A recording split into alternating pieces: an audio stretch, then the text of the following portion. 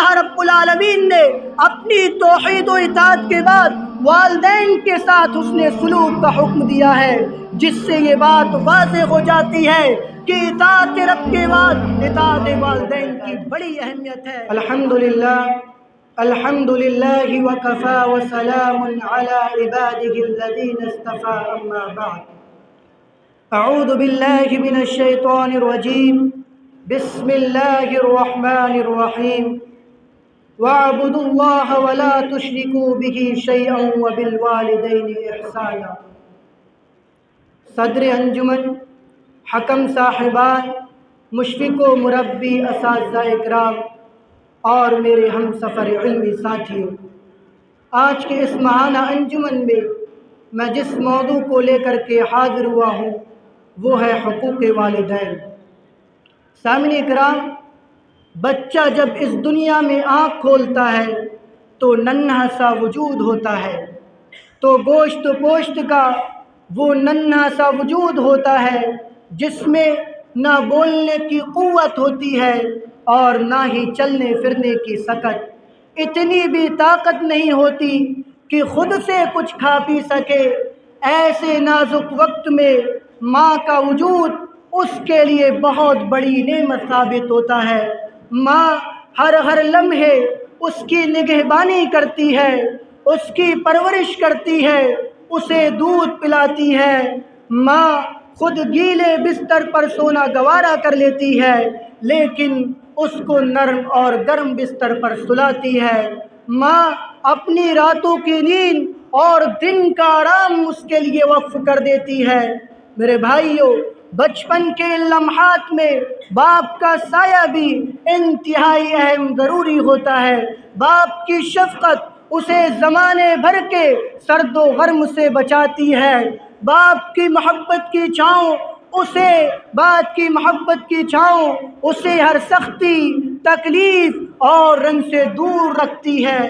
ان دونوں کی پرورش کے نتیجے میں جب وہ ادراک و شعور کی آنکھ کھولتا ہے تو اسے صاف نظر آتا ہے کہ اسے اس مقام تک پہنچانے والے کوئی اور نہیں، اس کے والدین ہیں۔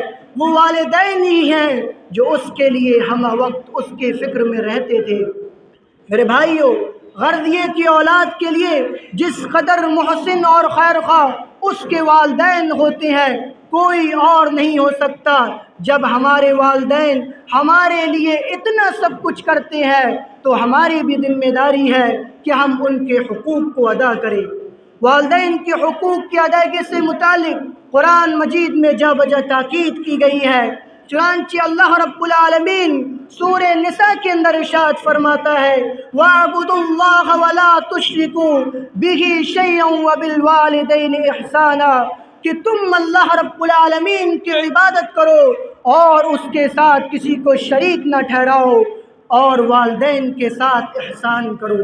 اسی طریقے سے اللہ رب العالمین سورہ بنی اسرائیل کے اندر ارشاد فرماتا ہے، وَقَضَىٰ رَبُّكَ أَلَّا تَعْبُدُوا إِلَّا إِيَّاهُ وَبِالْوَالِدَيْنِ إِحْسَانًا، تمہارے رب نے یہ فیصلہ کر دیا ہے کہ تم صرف اور صرف اللہ رب العالمین کی عبادت کرو اور اس کے ساتھ کسی کو شریک نہ ٹھہراؤ، والدین کے ساتھ حسن سلوک کرو۔ اما یبلغن عندک الکبر احدہما، اگر تمہارے والدین تمہاری موجودگی میں ان دونوں میں سے کوئی ایک یا دونوں بڑھاپے کی عمر کو پہنچ جائیں، فلا تقل لہما اف، تو تم ان کو اف تک نہ کہو، ولا تنہرہما، اور نہ ہی ان کو ڈانٹو، وقل لہما قولا کریما، اور ان سے نرم بات کہو، واخفض لہما جناح الذل من الرحمہ، اور ان کے سامنے اپنی رحمت کے بازو جھکا دو، وقل رب ارحمہما کما ربیانی صغیرا، اور ان کے لیے یہ دعا کرتے رہو، اے ہمارے رب ان دونوں پر رحم فرما جیسا کہ ان دونوں نے بچپن میں پالا ہے۔ سامعین اکرام، اسی طرح اللہ رب العالمین نے سورہ انعام کے اندر بھی والدین کے ساتھ حسن سلوک کی تاکید کی ہے۔ چنانچہ اللہ رب العالمین فرماتا ہے، قُلْ تَعَالَوْا أَتْلُ مَا حَرَّمَ رَبُّكُمْ عَلَيْكُمْ أَلَّا تُشْرِكُوا بِهِ شَيْئًا وَبِالْوَالِدَيْنِ إِحْسَانًا، کہہ دیجئے آؤ میں تم کو پڑھ کے سناتا ہوں وہ تمام چیزیں جو تمہارے رب نے تم پر حرام کر دی ہے کہ تم اللہ رب العالمین کے ساتھ کسی کو شریک نہ ٹھہراؤ اور والدین کے ساتھ حسن سلوک کرو۔ میرے بھائیوں، اس آیت کی تفسیر میں حافظ صلاح الدین یوسف رحمہ اللہ فرماتے ہیں کہ اللہ رب العالمین نے اپنی توحید و اطاعت کے بعد والدین کے ساتھ حسن سلوک کا حکم دیا ہے، جس سے یہ بات واضح ہو جاتی ہے کہ اطاعت رب کے بعد اطاعت والدین کی بڑی اہمیت ہے۔